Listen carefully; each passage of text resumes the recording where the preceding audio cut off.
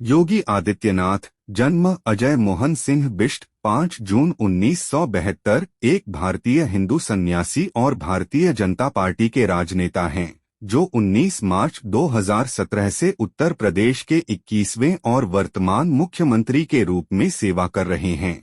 वह उत्तर प्रदेश के सबसे दीर्घकालीन मुख्यमंत्री हैं जो वर्तमान में 6 वर्षों से अपनी कार्यकाल को चला रहे हैं, संपूर्ण आनंद को पार करते हुए।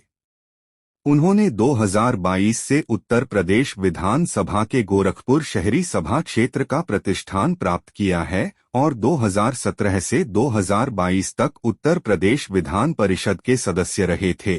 वह 1998 से 2017 तक उत्तर प्रदेश के गोरखपुर लोकसभा क्षेत्र से संसद सदस्य रहे हैं, जिसके बाद उन्होंने मुख्यमंत्री बनने के लिए इस्तीफा दिया।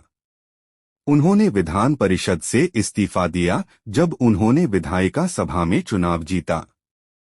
आदित्यनाथ गोरखनाथ मठ के महंत मुख्य पुरोहित भी हैं, जो गोरखपुर में हिंदू मठ है, जिसे उन्होंने महंत अवैद्यनाथ की मृत्यु के बाद सितंबर 2014 से संभाला है, जो उनके आध्यात्मिक पिताजी थे। वह हिंदू युवा वाहिनी के संस्थापक भी हैं, एक हिंदू राष्ट्रवादी संगठन। उनकी छवि है एक हिंदुत्व राष्ट्रवादी और सामाजिक परंपरागत। प्रारंभिक जीवन और शिक्षा। योगी आदित्यनाथ का जन्म 5 जून 1972 को पौरी गढ़वाल, उत्तर प्रदेश अब उत्तराखंड के पंचुर गांव में एक राजपूत परिवार में हुआ था। उनके पुनर्निर्माण करने वाले पिता आनंद सिंह बिष्ट एक वन संरक्षक थे।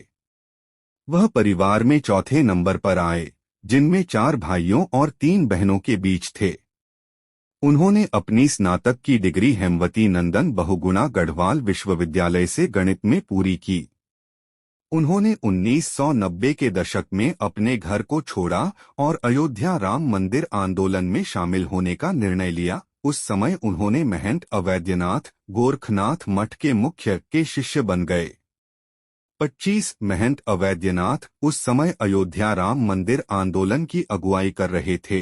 उनके दीक्षांत के बाद गोरखपुर में आधारित रहते हुए आदित्यनाथ ने अपने आदिवासी गांव को अक्टूबर 1998 में एक स्कूल स्थापित किया।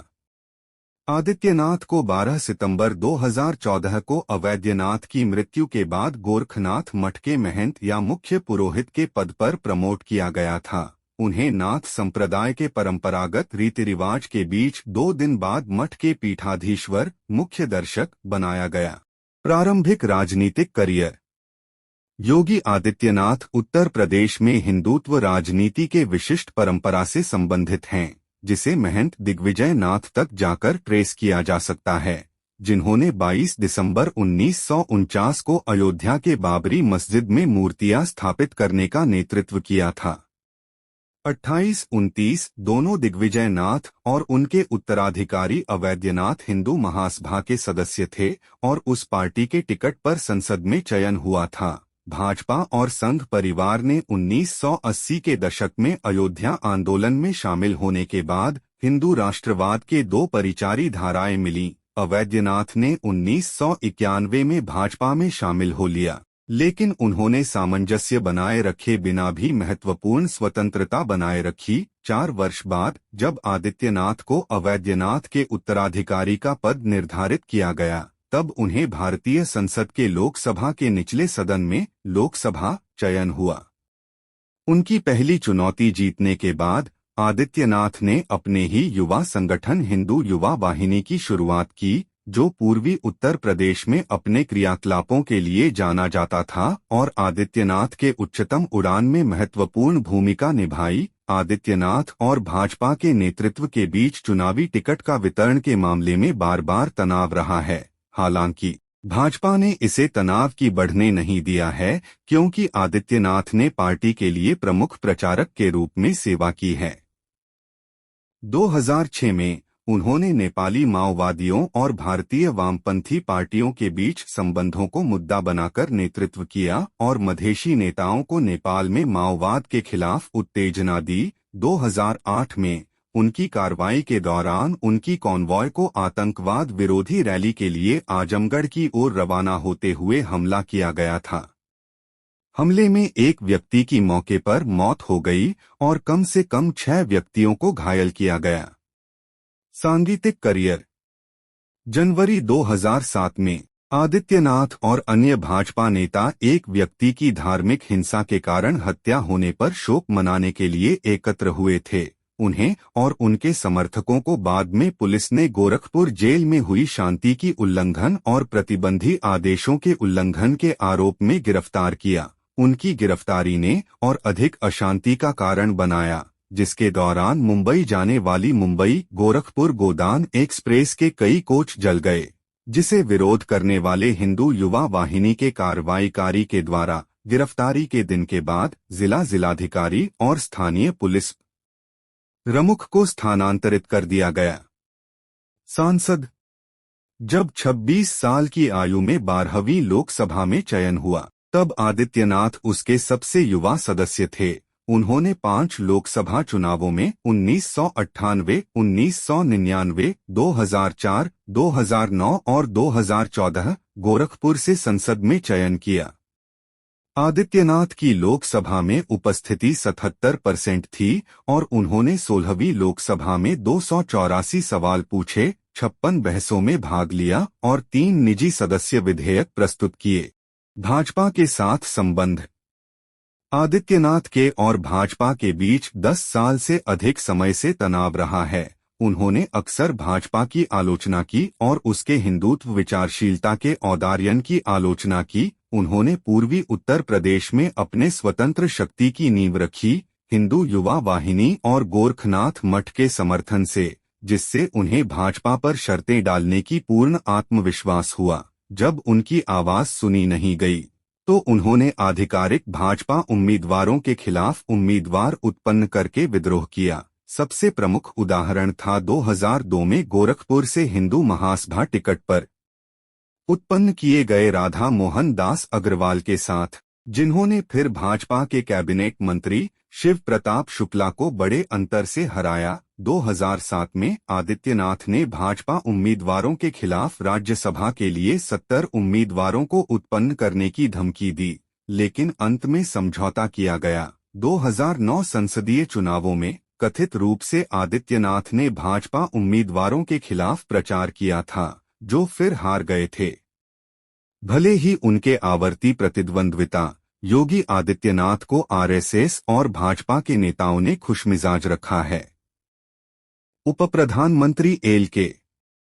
आडवाणी, आरएसएस के मुख्य राजेंद्र सिंह और विश्व हिंदू परिषद के मुख्य अशोक सिंघल ने गोरखपुर में उनसे मुलाकात की। 22-24 दिसंबर 2006 के दौरान आदित्यनाथ ने गोरखपुर में 3 दिवसीय विराट हिंदू महासम्मेलन का आयोजन किया, जो भाजपा नेशनल एग्जीक्यूटिव मीट के समय लखनऊ में हुआ। युद्ध के बावजूद कई आरएसएस और विश्व हिंदू परिषद के नेता महासम्मेलन में शामिल हुए, जिसने भाजपा ने उनकी मानती त्याग की पुनर्निर्धारित करने की प्रतिबद्धता जारी की। मार्च 2010 में आदित्यनाथ ने संसद में महिला आरक्षण बिल पर पार्टी के व्हिप का उल्लंघन करने वाले कई भाजपा सांसदों में से एक थे। 2018 में उन्होंने राजस्थान विधानसभा चुनाव के लिए भाजपा उम्मीदवार प्रताप पुरीजी महाराज के प्रचार प्रसार में भाग लिया। उत्तर प्रदेश के मुख्यमंत्री प्रधानमंत्री नरेंद्र मोदी और अन्य भारतीय जनता पार्टी के नेता योगी आदित्यनाथ की शपथ ग्रहण समारोह में आदित्यनाथ ने 2017 में उत्तर प्रदेश राज्य की विधानसभा चुनावों में भाजपा के प्रमुख प्रचारक बनकर ध्यान खिंचाया। राज्य सरकार ने 18 मार्च 2017 को उन्हें मुख्यमंत्री नियुक्त किया। उनका शपथ ग्रहण अगले दिन किया गया, जब भाजपा ने विधानसभा चुनाव जीत लिए।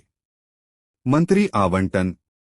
मुख्यमंत्री बनने के बाद आदित्यनाथ ने अपने सीधे नियंत्रण में लगभग 36 मंत्रालयों को रखा, जिसमें होम, हाउसिंग, टाउन और कंट्री प्लानिंग विभाग, राजस्व, खाद्य और नागरिक आपूर्ति, खाद्य सुरक्षा और औषध प्रशासन, आर्थिक और सांख्यिकी, खाद्य और खनिज, बाढ़ नियंत्रण, स्टैंप और रजिस्ट्री, जेल, सामान्य प्रशासन, सचिवालय प्रशासन, निगरानी, कर्मचारी और नियुक्ति, सूचना, संस्थागत वित्त, योजना, एस्टेट विभाग, शहरी भूमि यूपी राज्य पुनर्व्यवस्था समिति, प्रशासन सुधार, कार्यक्रम क्रियान्वयन, राष्ट्रीय एकीकरण, बुनियादी सुविधा, समन्वय, भाषा, बाह्य सहायता परियोजना, उपाय और पुनर्वास, सार्वजनिक सेवा प्रबंधन, किराया नियंत्रण, उपभोक्ता सुरक्षा और तौल और मापाए शामिल थे।